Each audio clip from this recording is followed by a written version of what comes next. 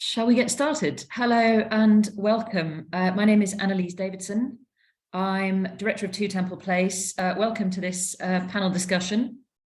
We're totally thrilled at Two Temple Place to be collaborating with Kakelang on this fantastic exhibition. If you can see it, you absolutely should.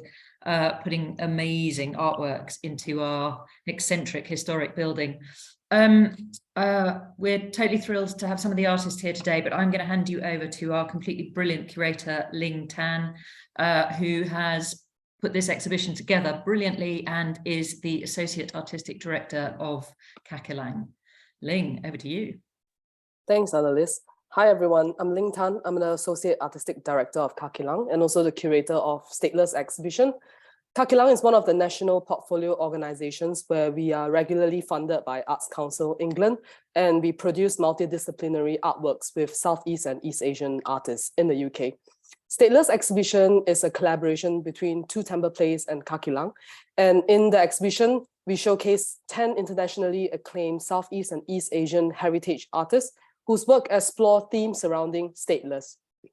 Now, stateless is a term that's often used to imply a person that's not considered as a national by any state, but here in the exhibition is an intentional decision to exist beyond the physical boundaries that's inscribed by others onto us. The exhibition comprises moving image, photography, and interactive installations, and it invites audiences to consider Southeast and East Asia and its diaspora from different perspectives, a selection of environment whose very state might be ambiguous. Just to mention, the exhibition is also part of the Kakelang Festival, where we have a series of live and digital production with performances and events across different venues in London. And it's up till 22nd April. So you might want to check it out via our website, kakelang.org.uk. So as Annalise mentioned, today we have 3 of the artists that's featured in the Stateless exhibition who will share with us their work and practice. We have here with us Robert Zhao Renhui. We have Lai Lai Natalie, and we have Law Yuk-Mui. Just a few logistics before we start their talk. If there's any question for the artists, please feel free to type it into the Q&A box. The artists will first present their work and practice before we open it up to the audience for any questions. Without further ado, first let's welcome Lai Lai Natalie. Natalie is born in Hong Kong. She's an artist and a former travel journalist. She finds an interest in food, farming, fermentation, surveillance, and meditation. She also has a farming practice using photography, video, and installation as a means to interact with nature. Her artworks are collected by the SIG Collection and Asian Art Museum of San Francisco, and is exhibited internationally in places across Europe, Asia, and South Africa. Natalie, off to you. Okay, thank you so much. Thanks to Temple Place and Kakelang for inviting us to the show. I'm very grateful to share my experience and story with you. Maybe I will share screen. Okay, so this is my sharing. Okay. Should you see the full screen? Right. Yeah, so every time when I share with the artists, I had a word coming up in my mind. Who is or who are the unexpected guests in the nature? I mean, am I the unexpected guest, or is it the construction itself was the unexpected guest, or who else? Yes. So maybe we can have this question in mind, and what does the nature means to you and to me, actually. So to share my little background, I won't go into details because it was like a story of a decade. So my farming collectives, we are founded in 2010. So by a group of activists during the social movements called the Anti-High-Speed Railway and Protect Choi Yun Chun, the village in Hong Kong. It's a rural area, and so the citizen and the villager, we opposed the construction of the high-speed railway because it would take over the farmland and the village. So give a very brief geographical ideas of what we have. So in the red or pink dot, and it was the old village and also the site of the stabling station of the railway. So it's just like the midway of the express railway from Guangzhou mainland to Hong Kong West Kowloon area. Yeah, and so eventually that we might say we failed in the social movements because the villagers had to move to a new, they need to find a new pieces of land themselves. The government didn't really help any of the redevelopment. And it is like that it was the entry point of a group of people, because so you could see the villager, the grandma, she was old, but she practiced farming since she's small. And we were very impressed by the practice of the villager because they can have their own produce, their own food, build their own house. It amazes us that could we find an alternative way in Hong Kong that besides those skyscraper, besides those VC or finance hubs of what we had in Hong Kong, the impression of Hong Kong. So could we find alternative way of living in anywhere in the world, especially our home, Hong Kong? Okay, so the story went very fast, and we tried to develop the idea how we could really make it in practice, because in the social movement, you swear the slogan, you put your utopia, or you swear the slogan of your idealistic perspective. But when you put it into reality, how we could sustain ourselves. So we practice a model called, you may also heard of, the community support agriculture. So in our own way, because it's not very common or typical in Hong Kong, we need to build up our own practice with the customer, or we may call them friends or supporter to our collective farm. So we grow seasonal vegetables. So we have, you see on the right-hand side, we could good harvest of the beets, carrots, beans, tomatoes. Especially in the autumn and winter time, this is like the peak of the harvesting season in Hong Kong, because it's getting cooler without many species of pests. And yeah, that's the fruitful season. And yes, we try to build up like any relationship with a supporter. And it's just like a very interesting exploration on connecting people. Yeah. And yes, the two words always come to my mind. So who left the field, or which species disappeared?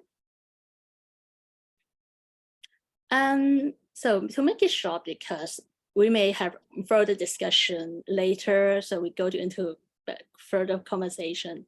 And I will briefly introduce my work in the stateless exhibitions. And it was actually a commission work I did with Wing Foundation. The WMA is a foundation working on image in Hong Kong. And it is like a retrospective of our collective farm. Yes, I should play that's my work.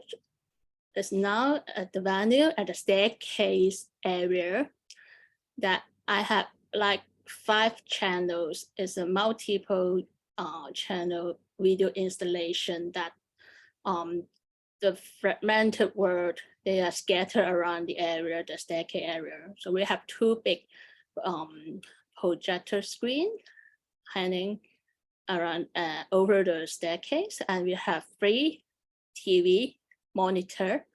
They are situated on the ground floor, on the first floor.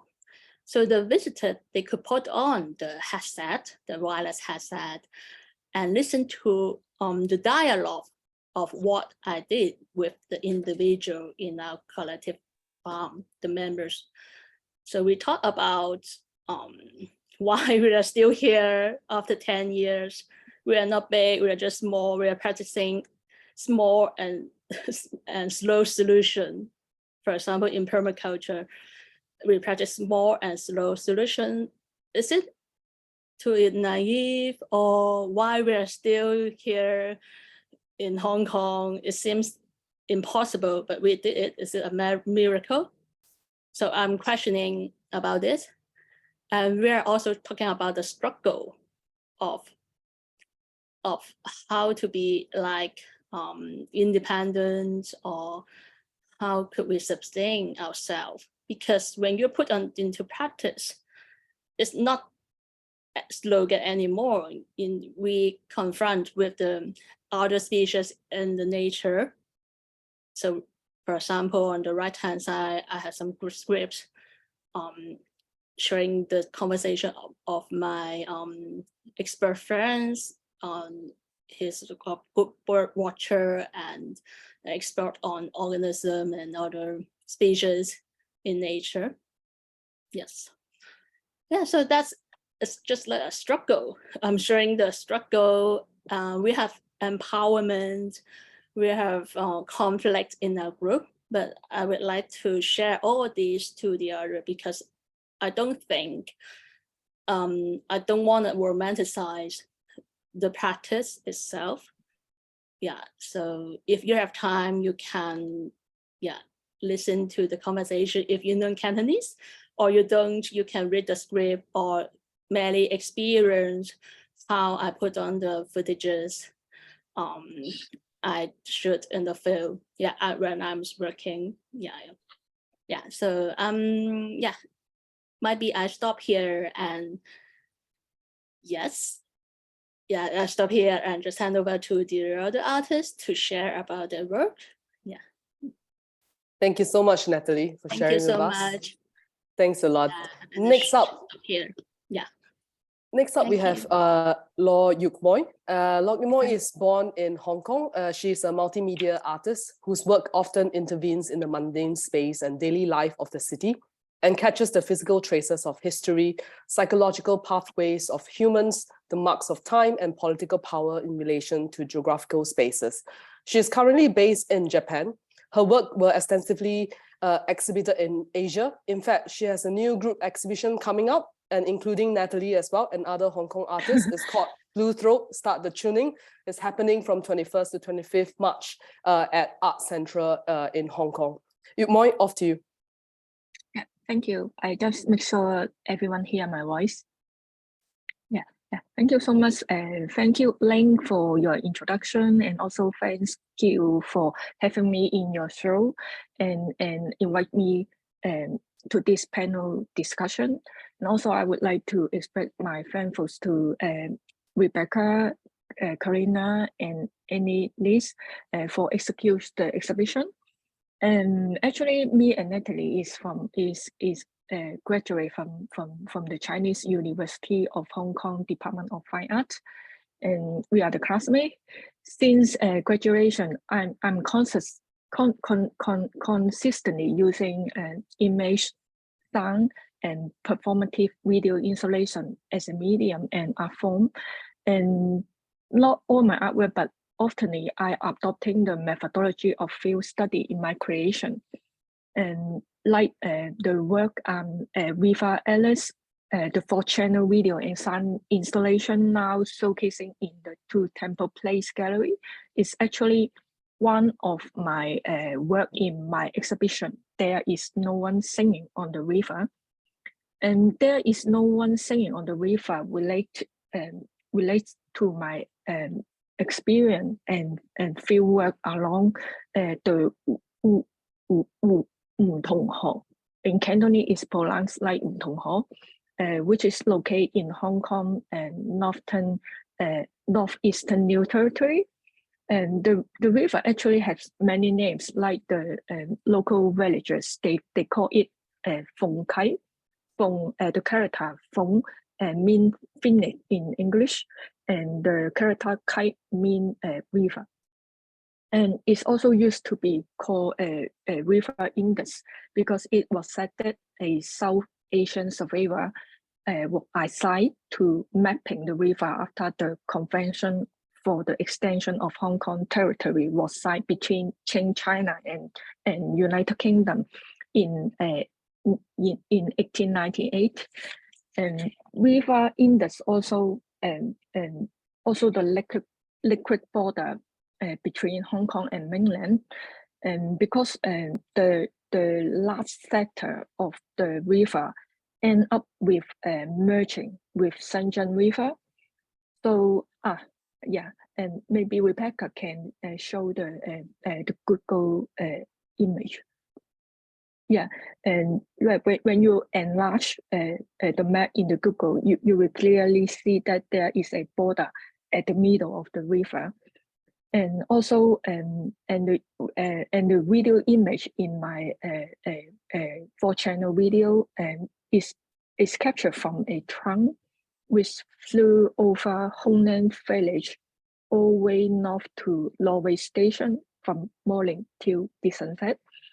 And there is 4 LED TV in my video installation, and one of them is on the floor. And on the top surface of the LED TV on the floor, I placed many glass bottles and insert it with an earphone that playing 2 live mixing sound channel. And one channel is the field recording about the water. And other one is the underwater sound record by a hydrophone. I put the earphone inside the glass bottle because the reflection of the sound inside the bottle create a resonant effect, which is I really like. And actually, I'm not the person who control the trunk because I asked my friend who have that professional device to help capturing the video, and I decide the route. I mean the starting point and the ending point, and also the height of from ground, which is around 400 meters, and the height and I decide this height because I want the video be able to overlook all the human activity along the river.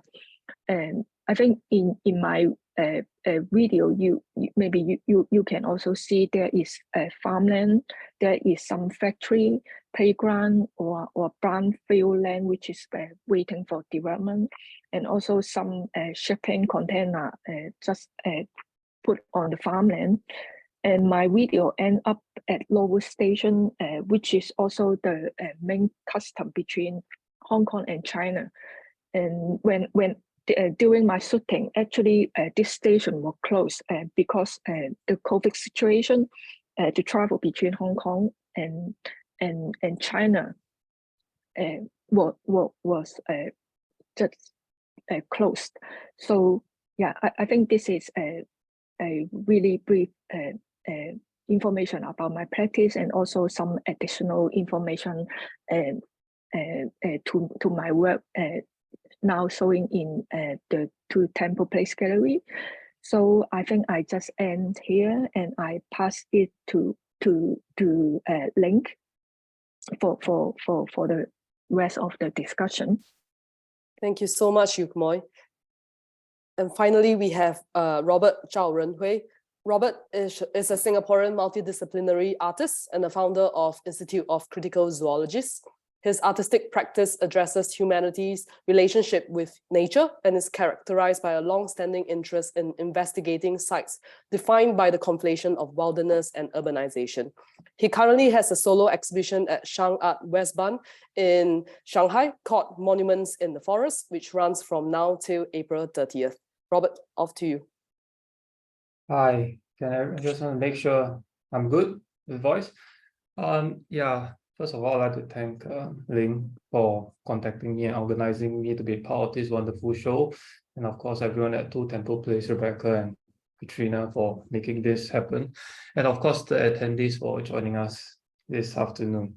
I'm just going to we don't have much time, so I'm just going to share my screen now.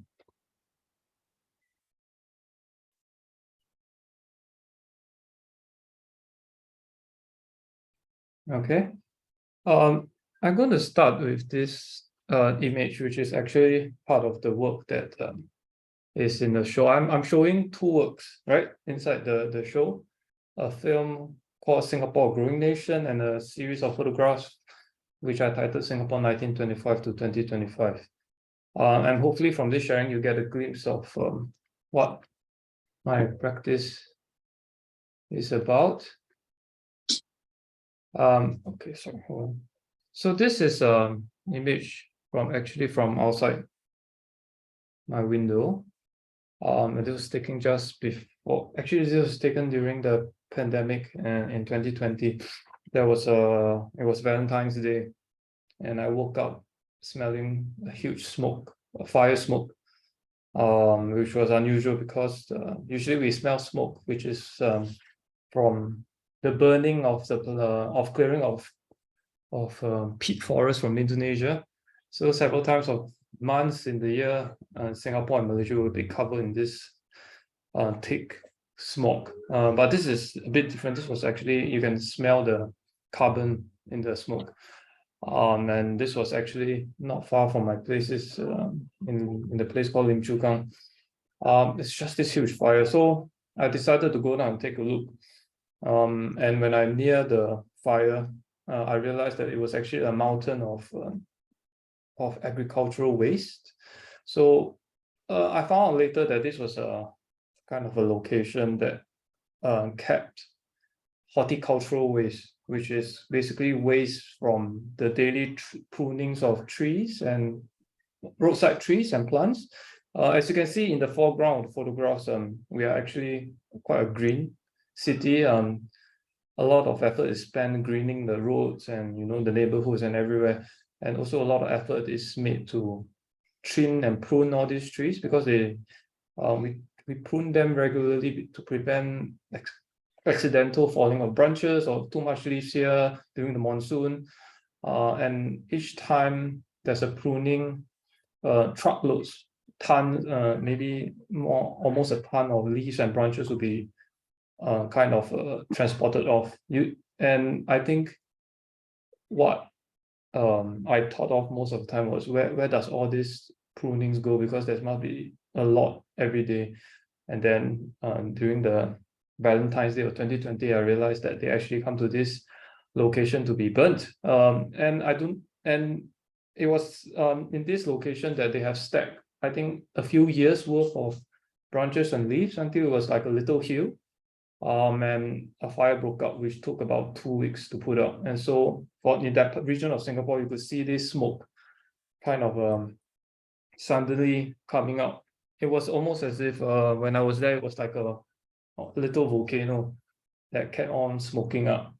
And this scene is in my video. Actually, it's in the start and the end of the work, because I felt there's a lot of in Singapore where we kind of have a lot of effort and policies in place to make the whole island really green and feel really natural in a way.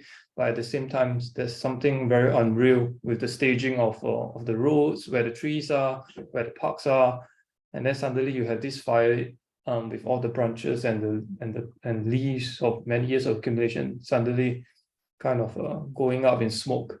And I felt like suddenly everything became the facade of greenery suddenly become very real. It could be felt during the week that the fire was burning. Yeah, so a lot of my work actually is always kind of documenting and waiting and observing the kind of things or phenomena that happens, or little stories like this that suddenly emerges from the landscape here in Singapore, that kind of gives us a glimpse of things that are not visible usually when we talk about our interaction with nature here in Singapore.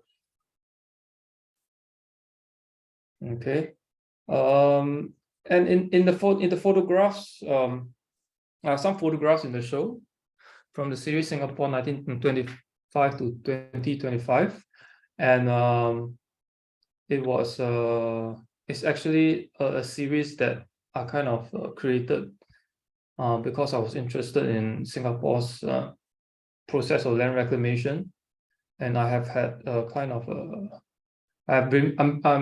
of attracted to the landscapes that are kind of created in Singapore when we are kind of reclaiming the land. So you can see this is a very blur map of how much the gray parts, most of the gray parts around the east and the west are kind of all reclaimed, and reclamation has been happening since the colonial times in the 1900s.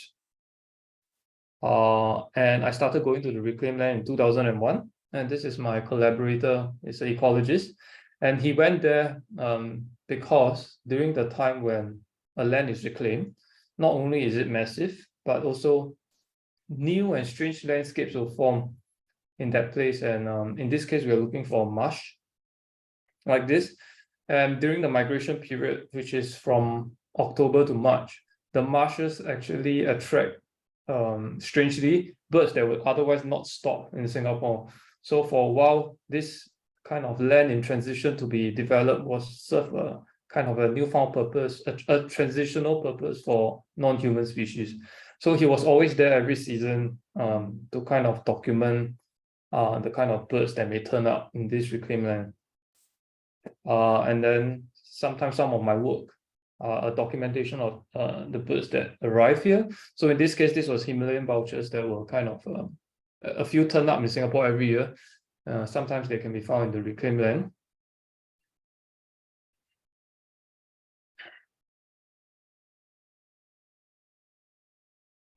And also because of this is actually a Google image, street image, and a Google image of a dune, not the dunes that is in the exhibition.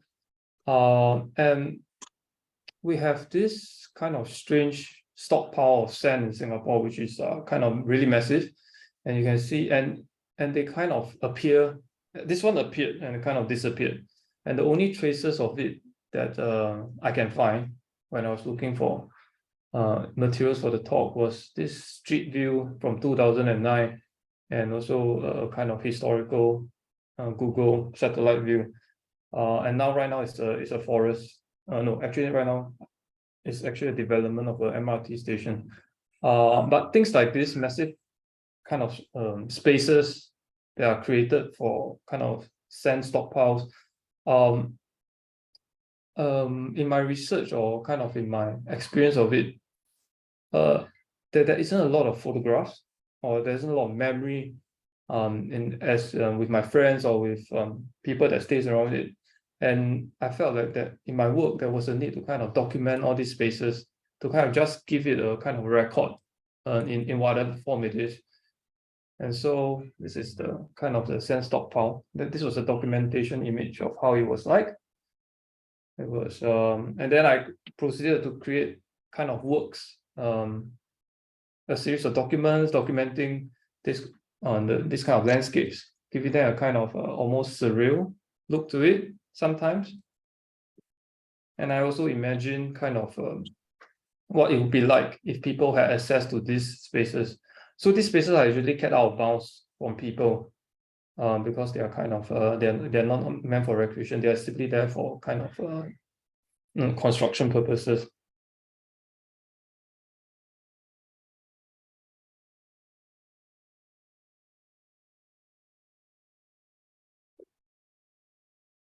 Okay.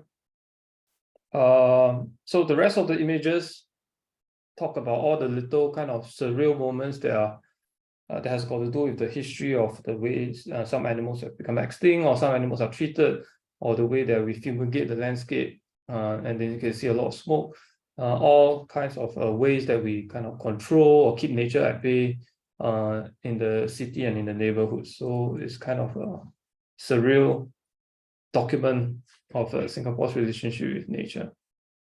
So yes, I'm going to end here and pass it back to Ling. Thank you so much, Robert. For the audience that's listening, if you have any questions for the artists, please do drop your question in the Q&A chat box.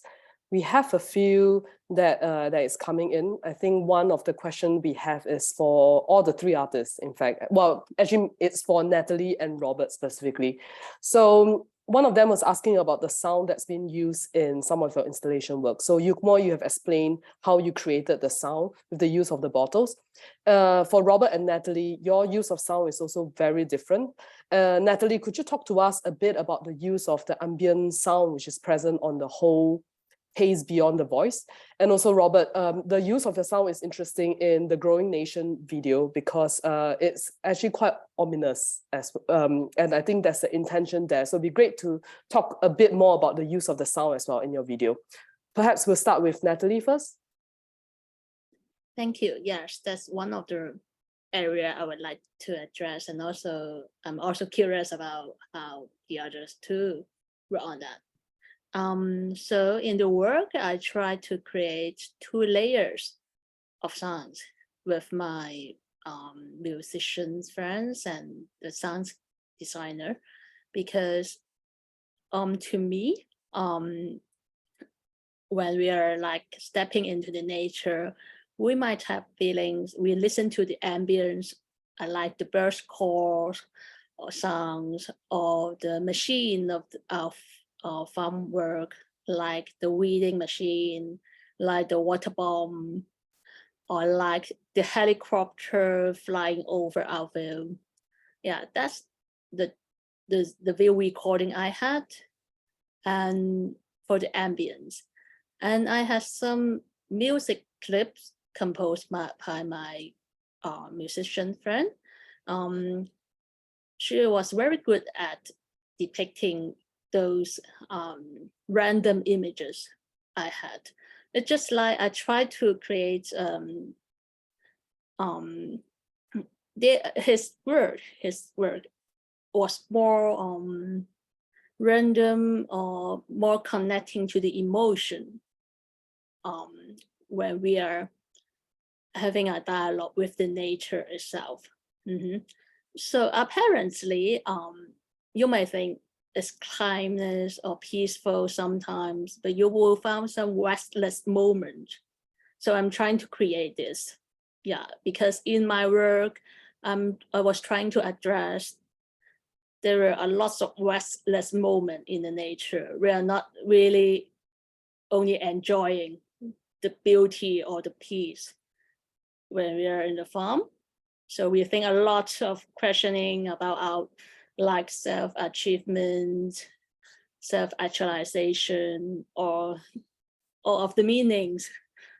And it makes things complicated, but I do think, for example, farming itself is actually manipulating nature, of course. It depends on how we do it. So as the others, And I had also created the inner layers of the sound in the headphone, because they are the dialogue of our collective members. They're more these conversations, they are like intimate, contemplating, and serious sometimes, or sometimes they're quite relaxed, a chill moment. So if you're curious, you could listen to our inner voice.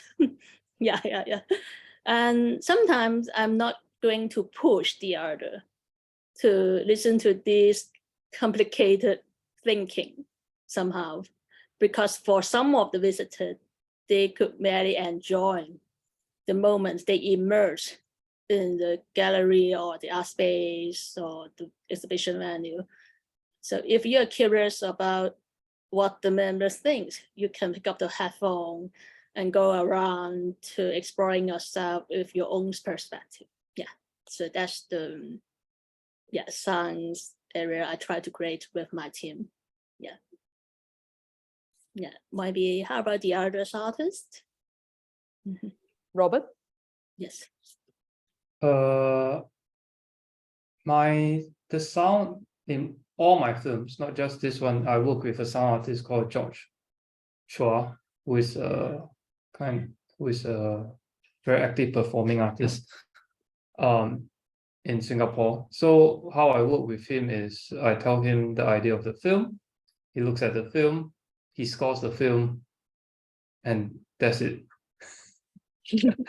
Because he's very much like an artist like myself, and we kind of do not the process is a bit different. I do not try to edit his the direction that he has for the work, and so it has always been like this in all my films so far. So yeah, actually that's how we work together, and that's how a lot of the sounds in my work are placed. Thanks a lot, Robert and Natalie. Sorry. Yeah, no, carry on. Yeah. I'm just curious about some of the clips. When I listen to Robert's video, I find that there are intervals of sounds that coming in the stereo. You have a session that the left channel goes and left, and also the right channel came. So it's just a interval of the sounds playing. It's playing within the two channels. So I was just curious about is it the idea of the sound designer or your idea on that session? It's the sound designer that is his control of doing that. Yeah, actually it has always been his direction in all of that. Yeah, I give him total control to the sound. Actually, I have very little input to him. Sometimes it came to my case too for my for my musician friend, Wang Yan, that he was really good because I don't need to write the plot or any story behind that, and then give him the clips, and then it's worked out perfectly. Sometimes we discuss, of course, we discuss any particular moment, but I seldom alter the choice, Fiona, Lee, and also Hin Yan's work.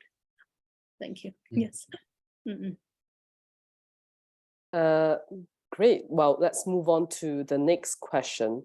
The next question we have is quite interesting because it's central to the theme for Stateless.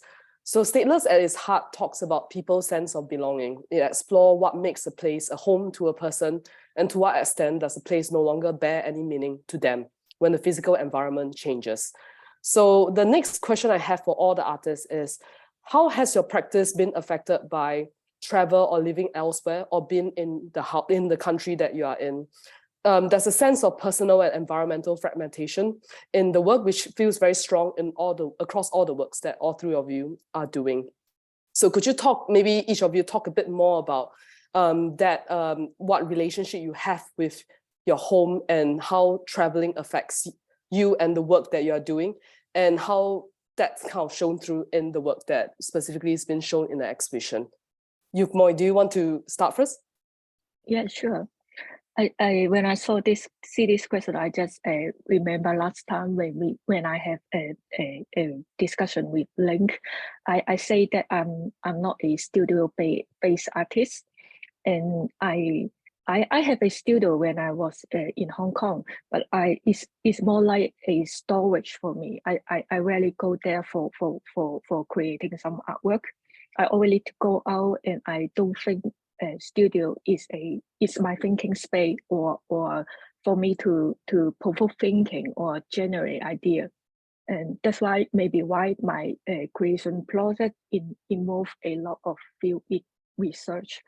And but actually for me as an artist, I don't see my field research as a scientific process. I think it sometimes it doesn't make sense for me. And for me, for myself, the process of doing field study is actually more related to my body experience of how I encounter the space and how I record how I reserve or experience the site. So and sometimes I even design some silly tasks that try to do something wrongly. So this is my way of working. But when I move to Japan now, I'm living in Japan now and almost stay here for half years. I relocate from Hong Kong to Japan on last year, and I do think the living where it manipulate our practice when your living environment or change, because when I live here, I feel like my life pattern become more regularly, and many of my work using the element of sunlight. I use the sunlight to do some painting now, because I don't know, because in Hong Kong I don't think the season change is so obvious, but in here in Japan, and the seasonal change and the environment change is quite obvious. It's highly affect your life pattern. So I think I'm still stay here for really short time. I don't know how to explain more about my how I don't know how it will change my practice in further, but yeah, this is some slightly different between Hong Kong and Japan. Thank you. Thanks a lot. Robert, Natalie, who wants to go next? You. To me, I will answer this question with two angles. So I will find my word by try to be quite rooted, or I will try to be quite rooted somehow, because we are farming in Hong Kong. We are connecting to the earth, the soil. So the farming practice trying to push me to really study or to observe what we have under our feet, or the surrounding. And I got some experience of traveling when I just graduated from the university. I was a travel journalist. So this experience, when I'm looking back, is a background, because I was questioning why we should why we keep reporting the good or the good points of the other destination, but not really study or research for our hometown. So that was the questions I had when I was a travel journalist, because you need to explore the place. You don't know what it is actually, even you was born there. Yeah, that the home, even the hometown, they are changing. You don't know everyone in the town, so it gave me a very primitive initiative, of doing so and taking out what I have for the hometown. And so the farming practice do shape my artistic practice, because I'm farming. I couldn't really put the professional camera, it will get muddy. And dirty. I will find guilty when I'm only shooting the organism. So I use handy handy equipment like mobile phone, action cams, and this makes me I got numerous of footages. So they seems to be fragmented, but somehow it's captured the moment I have in farm. Yeah. Thank you, Miss. Go to Robert. Yes. So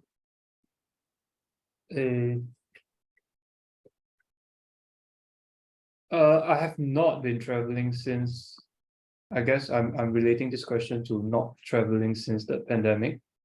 And I was trapped in Singapore, and mainly in my blog, and mainly actually the works in the video, Singapore, a Growing Nation, is all shot from my window. I use various zoom lens, I think, and I was kind of forced to just really, and I was fortunate to have a view that has a lot of things happening on different days at each time. And I was forced to actually really just look at what is immediately outside my window and to kind of see how I can actually talk about what I'm interested in, which is, the environment, and how I can kind of use my work to talk about it from a very limited point of view, which is my window, or if I were to walk just around my neighborhood.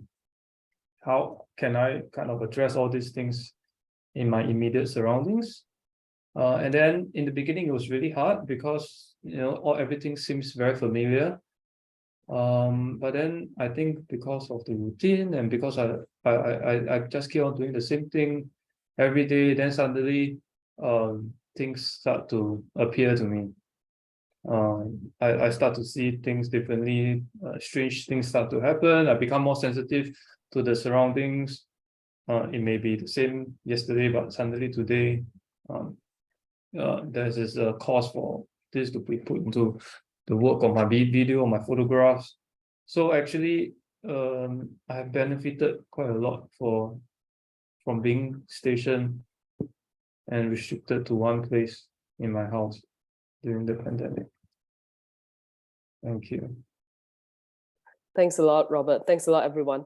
I think, Natalie, you mentioned this earlier on in the reason why you are using video, using your phone to film some of the scenes. But this another question from the audience to all the artists regarding the specific medium that you use in your work, which is moving image and photography. So the question is, how do the specific condition of those medium influence how you make the work and how you want the audience to engage with the work? Maybe we'll start with, well, actually, Robert, do you want to start first? Yes, I was mainly a photographer. I used mainly photographs for the longest time. It was actually until the pandemic that I started doing a bit more video. So my experience in video is not more than my other two panelists. So I'm still a little baby using video. And it was, for me, it was just a simple switch of the equipment because my camera always had a video function which I would use when I'm recording something that I felt had a nice movement to it, usually, or that I knew something. Is it more of a feeling that this is something that is a video, not so much a still. I tend to think of things, my work, if it's going to be a still or a video, it's kind of hard to put it in words. It's kind of very intuition based of how this becomes. But yeah, most of the time now, for at least, because I realized taking videos and still at the same time is insane, I would set out on that day, okay, today I'm just going to kind of take videos for the work. And then I'll just be in a kind of video state. And then if I'm working for photographs, which is kind of less now, then it will just be another kind of mentality to approach it. Yeah, I think that's all for me. Thank you, Robert. Yuk-Mui? Yes, actually, I have been working for video art for quite a long time, but I think I start involve sound element or sonic practice. I start sonic practice is a few years ago when I was working as a researcher in a sound art institute in Hong Kong called Sound Pocket. And actually, my style of video is quite diverse. In my early stage of art practice, I tried narrative video, and in my recent video, I try not to do any narration, just using images as a visual element to convey the message I want to tell the audience. And yeah, this is my practice from the visual side. And but for the sonic practice, many of my work actually involve a lot of field recording technique, and sometimes I just use an ambient sonic recorder, which is able to record the holistic soundscape of the space. And sometimes I just use some device which is able to I use hydrophone to record the sound above the water, under the water. For me, that kind of this device is more like a tool which is able to extend your sense of hearing. So if you listen to my the sound channel in the video installation, you will see a lot of humming or some unusual sound under the water. And some moment you will also hearing the sound of a fish just kissing. It's my hydrophone. Yeah, and this is by my sonic practice. But for me, as an artist, I always try to adapt the exhibition environment when I doing exhibition, because for me the video or the sound clip is more like a medium for me. But how I put things together and is all the decision actually will be made when I see the exhibition space. That's why in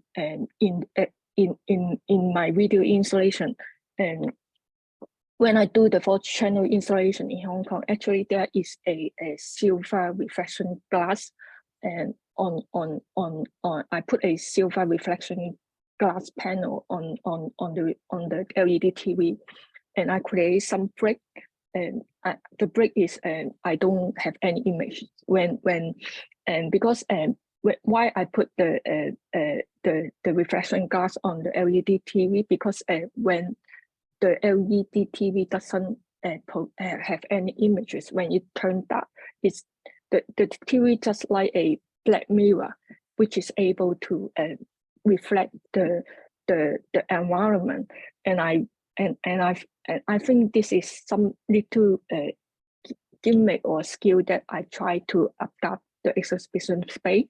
And this is also, as a video installation artist, I really enjoy this kind of this kind of twist.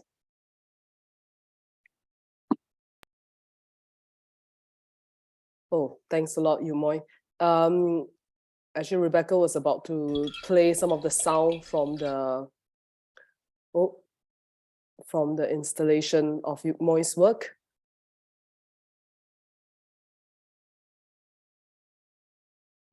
Okay, maybe that might be a bit hard.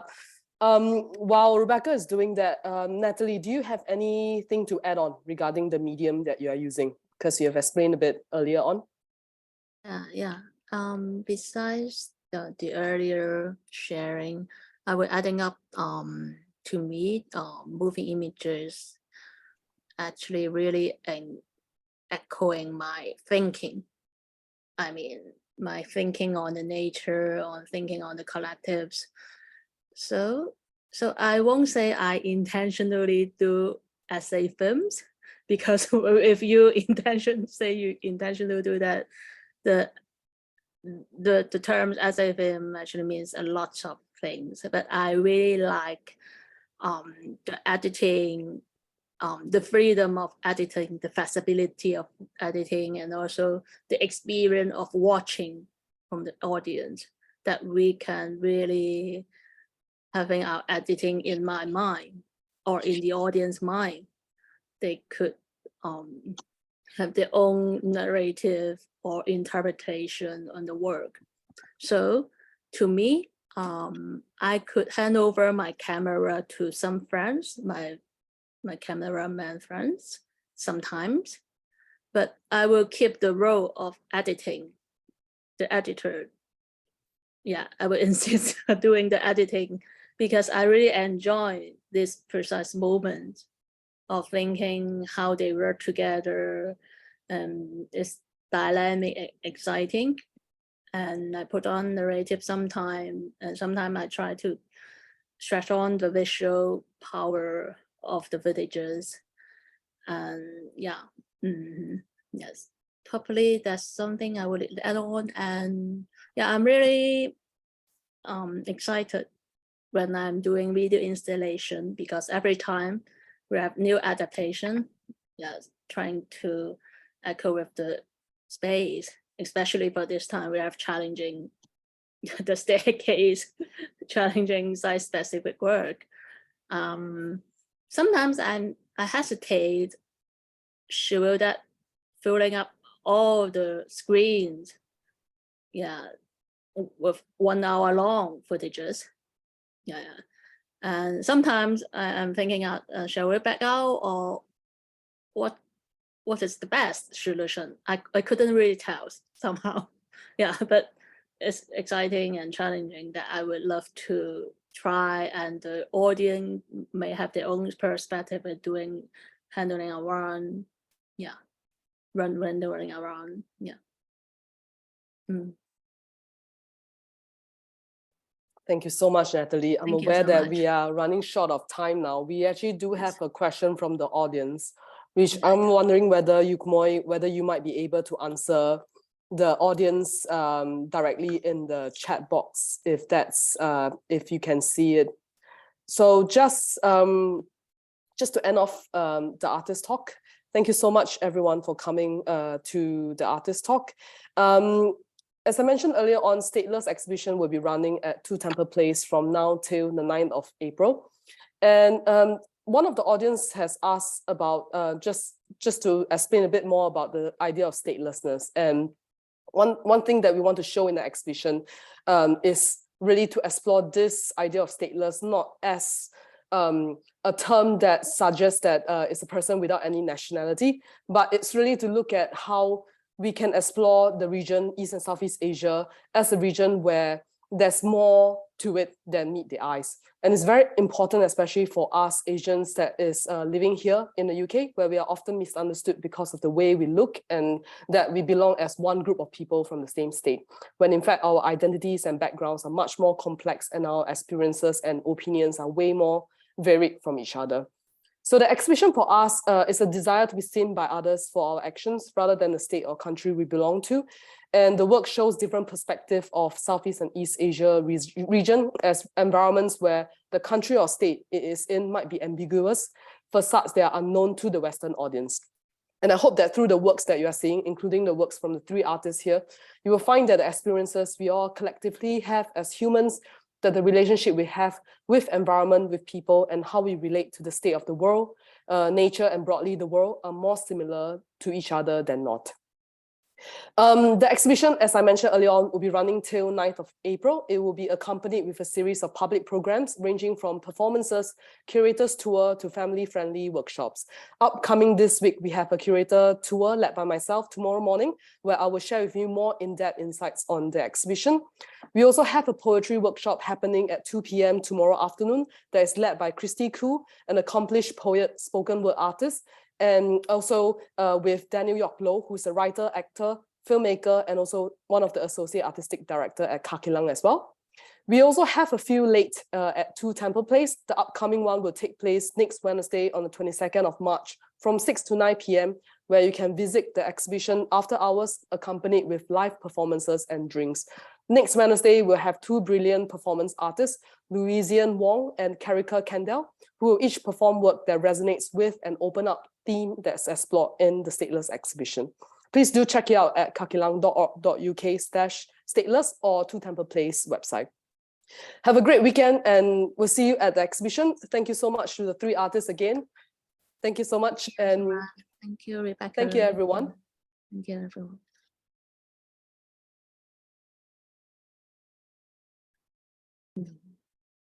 Thank you.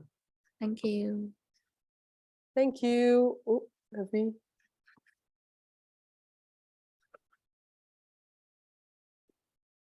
Goodbye.